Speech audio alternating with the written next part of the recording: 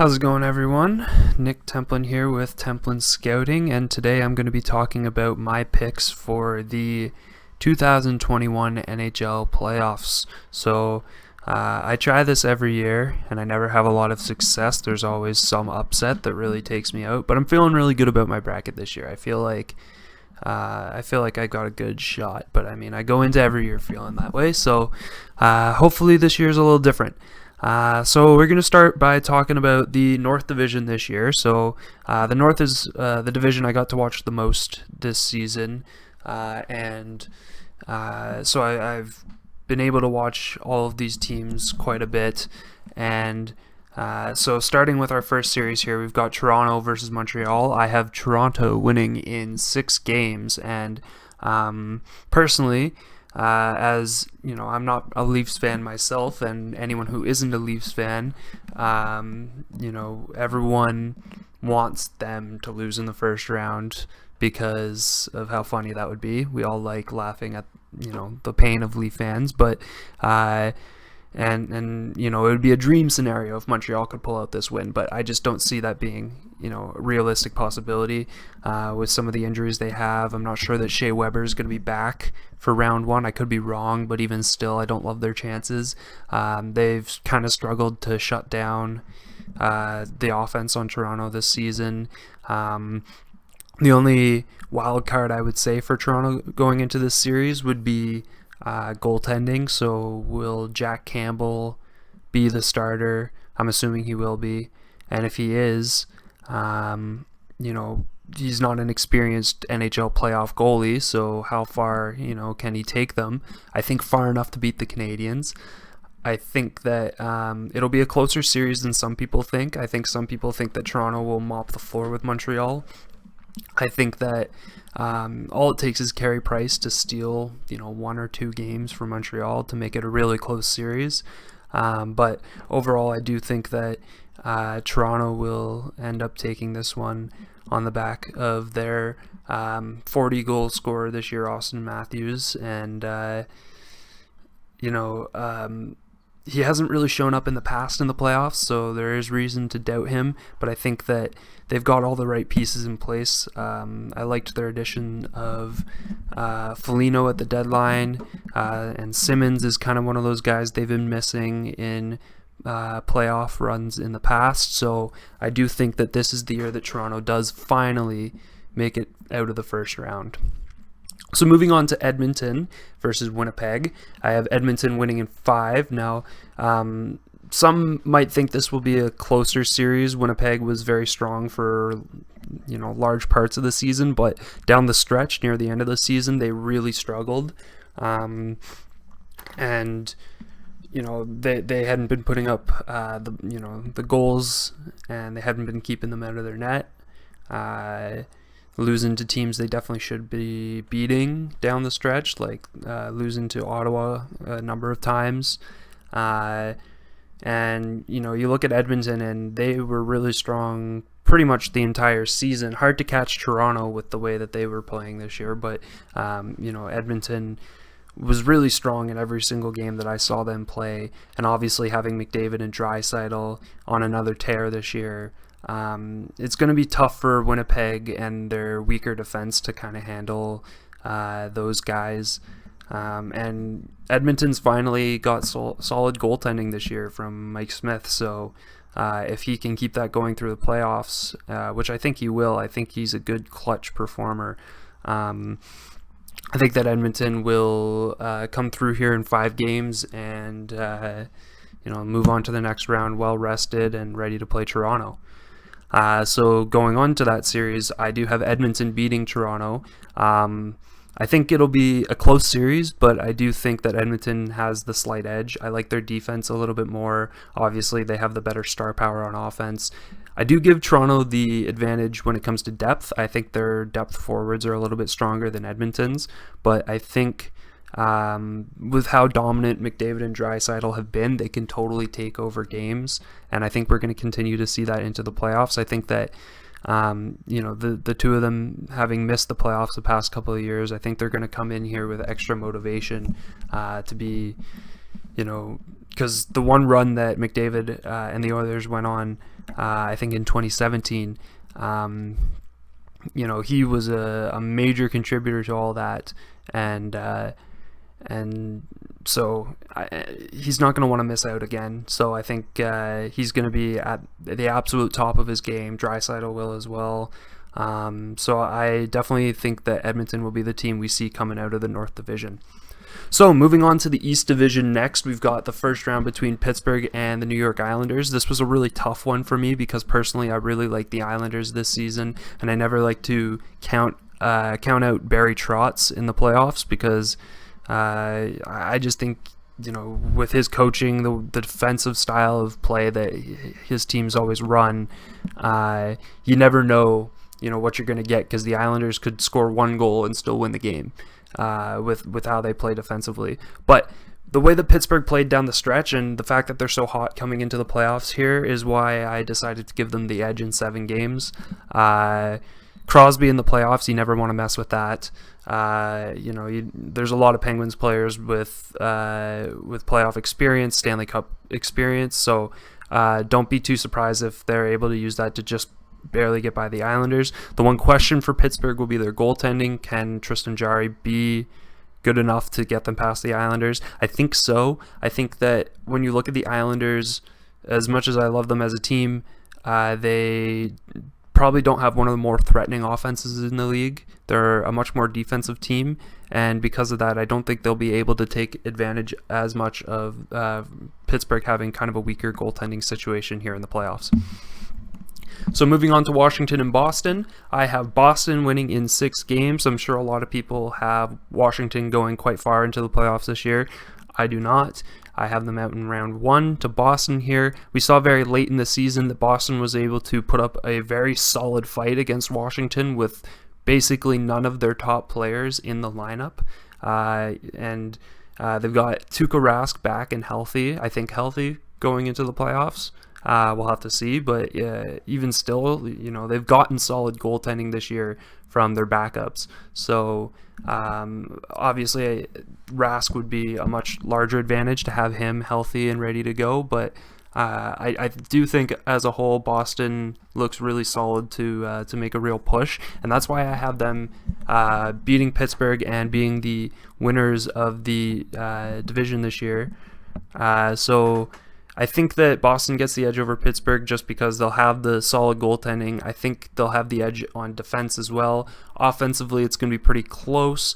Obviously, Boston has one of the greatest forward lines in the league right now, and adding Taylor Hall has really helped their second line. So I think that Boston is definitely primed for a deep run this year. Moving on now to the West Division, we have Colorado and St. Louis. This is the only sweep I have predicted this year, and I'm sure St. Louis fans are not going to be happy to hear that. And I wouldn't be surprised if St. Louis wasn't swept, but I'd be very surprised if they really put up a fight in this series because we look at Colorado top to bottom. They're one of the most complete teams in the league. They've got Nathan MacKinnon, who, as we know, has been a really great playoff performer in recent years, and rounding out that top line with Landeskog and Rantanen, very tough team to beat offensively because they are, they score a lot of goals, and on defense they've definitely improved now that Makar is, another year older, another year stronger on the defensive end. Sam Girard is often overlooked, but a very good defenseman. And I really like their ads in the offseason of bringing in Devin Tays to solidify them defensively. Ryan Graves is a very underrated defenseman there. So and goaltending, Grubauer put up some really good numbers this year, proving that he can be a solid number 1. So when you look at St. Louis in comparison, obviously they have a lot of the guys that they had when they made their Stanley Cup run still there, but they've kind of slowed down a little bit, and I feel like that's not totally fair to say because the year that they did win the Stanley Cup, it's not like any of those guys really went off during the regular season. They kind of came alive during the playoffs, but The other question that I really have for St. Louis is in the net, because Jordan Binnington just hasn't been the same since that first year. He's definitely lost some of his toughness in the net, I would say, because like some of his poise, as we saw in that game where he was upset about being pulled and decided to try and fight every Sharks player on the ice.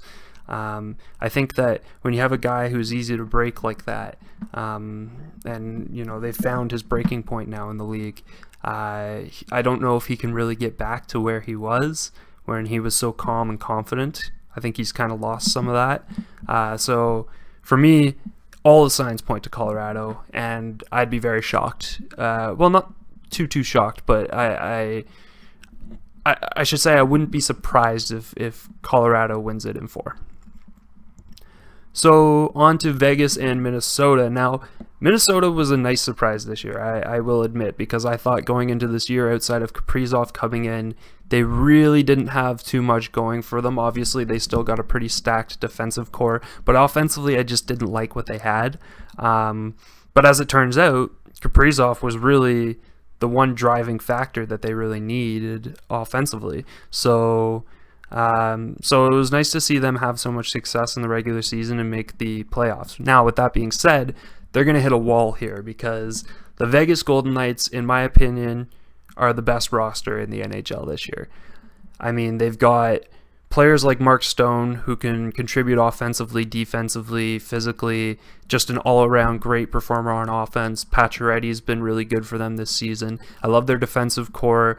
Even though Pietrangelo kind of wasn't, didn't take the steps that they were hoping he would as a Vegas Golden Knight in being their number one defenseman, they really didn't need him to be that, because Shea Theodore is a very solid number one defenseman. In the net, they have the best goaltending tandem in the league, so whether they go with Leonard or Fleury, they're going to be good on any given night in the playoffs here. So, injuries aren't going to become too much of a problem. Depth-wise, I really like what they've got there.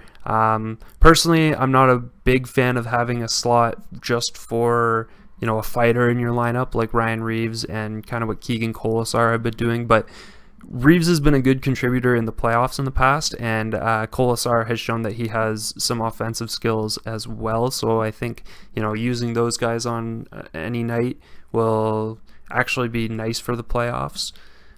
So moving on to round 2, and I have Vegas beating Colorado for, again, a lot of those reasons. That's going to be, I really wish that could be the final, because I personally do believe that those are the 2 best teams in the NHL this year. And it sucks that they're both in the same division, because it would be nice to see them play much later on, but I guarantee that will be the most fun series of the playoffs to watch, is those 2 teams going at it.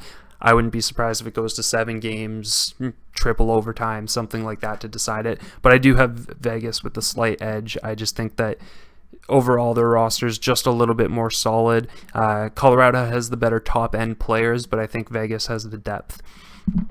So moving on to the last division here, we've got the Central, and we've got Carolina versus Nashville. Nashville barely squeaked into the playoffs this year. It's very shocking that they were able to do that, because they were not getting any sort of contribution from their forwards this year. Obviously, Roman Josi is still a very solid player. I love their defensive core as a whole. And UC Saros has been a solid goalie for them this year after Rene has really lost his touch. So, there's things to like about Nashville, but personally, I think their offense is just too weak to make any sort of a difference here. So that's why I've got Carolina in 5. When you look at Carolina, they have some of the best forwards in the league. They've got a really solid defensive core. They've gotten really solid goaltending from Nedeljkovic. And if as a rookie he kind of struggles, well, they can rely on Mrazek, who's been very good in the playoffs in the past. So definitely no-brainer to choose Carolina here in this series. So looking at Florida and Tampa, now I've seen a lot of people who really like Florida this year, and I understand why. Barkov is a great player, Huberdeau, awesome. I've been really happy to see Carter Verhaeghe get a shot in the NHL, because he's been a guy that I've had my eye on for a few years, playing in the AHL and being really solid. And on defense, there is one major problem, and that is that I don't think that Ekblad is coming back. I'd be very shocked if he makes any sort of appearance in the playoffs. And because of that, and because of not having their number one defenseman, it's going to be really tough to be a roster as solid as Tampa Bay's. I think that Florida would have a really good chance if they were playing basically any other team outside of Tampa, Vegas, or Colorado if they had to play one of those teams in the first round. But, the fact that they have to play Tampa, who they're the defending champs, they're getting a healthy Kucherov and Stamkos back for the playoffs. Braden Point is an insane playoff performer. Victor Hedman, Andrei Vasilevsky. I just don't see how a Florida team without their top defenseman can shut down the Tampa Bay Lightning. I'd be happily surprised to see it happen. I love it when teams like Florida, who don't get a lot of love, make it farther into the playoffs, but I just don't see that happening this year. Maybe Bobrovsky can pull out the kind of series that he had against Tampa when he was in Columbus, and that will be the deciding factor, but I just don't see it happening. So moving on to the semifinals, we've got Carolina and Tampa. So I've got Tampa taking that series and winning the division. This is going to be another really solid series to watch, but I do have Tampa with the slight edge. They have the playoff experience. They have the superstars. Carolina has a lot of really, really solid players, but they're just kind of outmatched by Tampa in so many different ways. And I know that Carolina, I don't know this off the top of my head, but I do believe Carolina won the season series against Tampa. But again, that was with Tampa without Kucherov, probably Stamkos was there for most of the season, but he might have missed a couple of games there at the end. But a full healthy Tampa Bay Lightning squad is going to be very scary going into the playoffs this year, and so that's why we have them making it where they're making it. So from there, and it doesn't show it currently on the website here, but I have my Stanley Cup champion. So actually going from this, so we have our semifinals. So I have Vegas playing Boston and Tampa playing Edmonton. I know it's diagonal here and it doesn't look like it makes a lot of sense, but the way that the semifinals are working this year is you take the highest seed that made it to the Final Four and you play them against the lowest seed in the Final Four. So I believe in this case Vegas is the highest seed and Boston is the lowest, and then Tampa and Edmonton are the two middle seeds. Tampa will be the ones with home ice advantage, I do believe. So looking at Boston and Vegas, I have Vegas taking that series and going on to their second Stanley Cup final in franchise history. When you look at Boston, I like a lot of things about their team. I think they're well coached, but I think that they're going to run into problems defensively against Vegas. I think that McAvoy has been really solid for them this year. I really like guys like Grzelcyk, and they've gotten some good production out of some of their late blooming prospects, but I think overall when it comes down to it, Vegas is just going to outscore them, and that's how it's going to be, and they are probably going to be able to have some really solid goaltending performances by whichever goalie is playing for them at this point in the playoffs. So I have Vegas as our one, I was going to say Western Conference champion, but I guess that's not really a thing this year, so as one of our finalists. So next we've got Edmonton and Tampa Bay, and as much as I would love to see Connor McDavid and Leon Draisaitl make it to the Stanley Cup, they're just going to run into a more complete team in the Tampa Bay Lightning. And you don't see it all too often these days where a team will make it back-to-back Stanley Cup finals, but I do think that Tampa, having not really lost anything of major value in the offseason, and in fact gaining a player like David Savard at the deadline to solidify that defensive core even further, I just don't see how Edmonton will be able to break through, because I do think of all the defensemen in the league to try and shut down McDavid, Hedman is a very good option, and I think that he'll be the one that's able to do it in the playoffs this year. So with all that being said, we've got our finals. We've got Vegas versus Tampa Bay, and the dramatic reveal for my Stanley Cup champion, and it is the Vegas Golden Knights. I believe that they will win the first Stanley Cup in their franchise's history. I just love so many things about their roster, top to bottom. I think they have great depth. I think they can get scoring from any of their 4 lines, any of their defensemen. I think that they can shut down the most offensive teams in the league, which they'll have to do against Colorado to get this far. I just think that, overall, very few teams, I don't think any team really is going to beat the Vegas Golden Knights in a 7-game series. So let me know your thoughts on who you have winning the Stanley Cup this season. Tell me why I'm wrong. Tell me why the New York Islanders are going to beat Pittsburgh in the first round. Tell me why Toronto is going to continue their streak of losing in the first round by losing to Montreal this season. And tell me who your dark horse is to win the Stanley Cup this year, because I know I went with a pretty obvious pick, and that's not always fun, and it's usually wrong. It's not usually who you're expecting. So tell me who you want to win, or not just who you want to win, but who you think will win. And if you liked my video, please give it a like, consider subscribing, and I will be making more content like this in the future.